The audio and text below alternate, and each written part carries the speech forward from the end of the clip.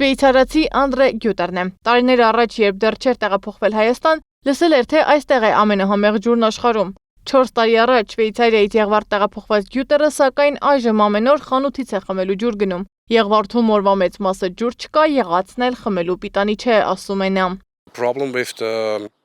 water supply is on multiple layers.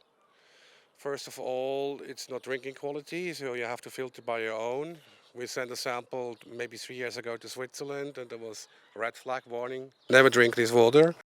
Եղվարդում խմելու ջրի խնդիրը հատկապես ամռանն է սրվում, ջրի պակասը ոչ միայն անհարմարություն է ստեղծում կենցաղում, այլև դառնում է սպառնալիք բնակիչների առողջության համար։ Բնակիչները ստիպված են տարաներով ջուր կուտակել կամ գնել խանութից։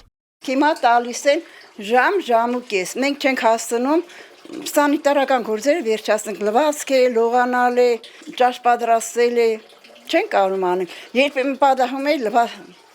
լոգարանում փրփուրոտ մնացել ենք ջուրը կդրվելու պատճառով։